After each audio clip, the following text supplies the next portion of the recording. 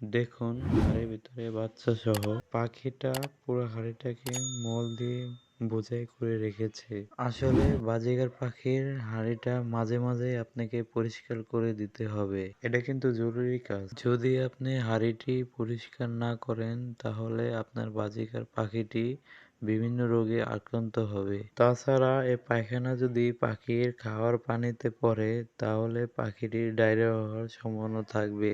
আজকের ভিডিওতে কথা বলবো কিভাবে আপনি বাজিগার পাখির বা যে কোনো পাখির হাড়ি পরিষ্কার কিভাবে করবেন। আসলে আপনি যখন তখন আপনার পাখিটির হাড়ি পরিষ্কার করতে পারবেন না। এর জন্য একটা সময় রয়েছে।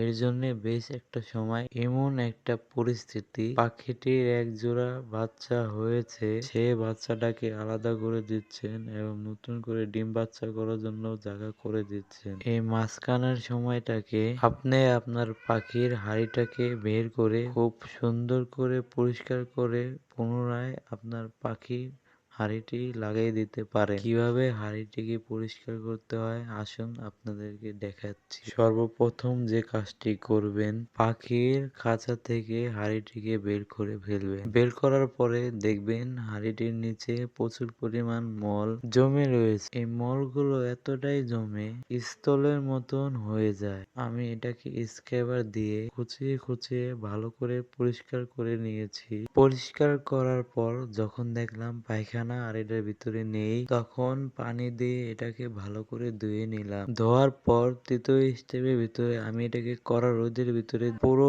2 দিন আমি এটাকে রোদের ভিতরে রেখেছিলাম। রোদের ভিতরে রাখার পর যখন দেখলাম হাঁড়িটা পুরোপুরি শুকিয়ে গেছে, ফাইনাল ভাবে এটাকে আমি আগুন দিয়ে পুরোপুরি পুড়িয়ে ক্লিন করে নিব।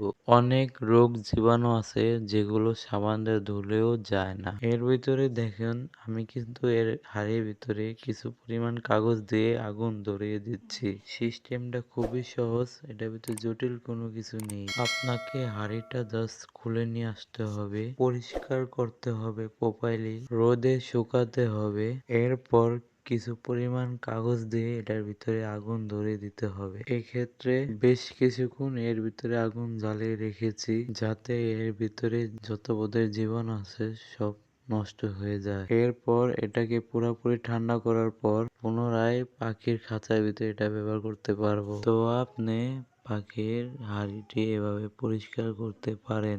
আর যখন তখন পরিষ্কার করবেন না। আমি ওয়ারেন্ট হিসাবে কিছু কথা বলে দিই। যদি হাড়ির ভিতরে ডিম থাকে তখন এটা পরিষ্কার করবেন না। ডিম নাড়াচাড়া করতে ঠিক না, তখন পাখিরা ওই ডিমে আর তা দেয় না। তো ডিম থাকা অবস্থায় করবেন না।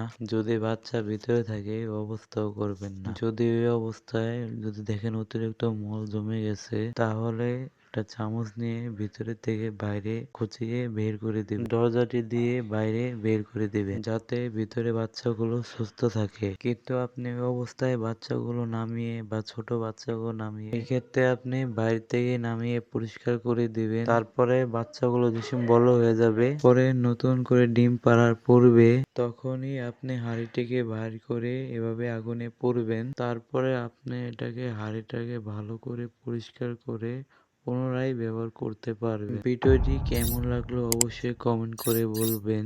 আর বাজিগার রিলেটেড ভিডিও পেতে আমাদের চ্যানেলটিকে সাবস্ক্রাইব করে রাখেন।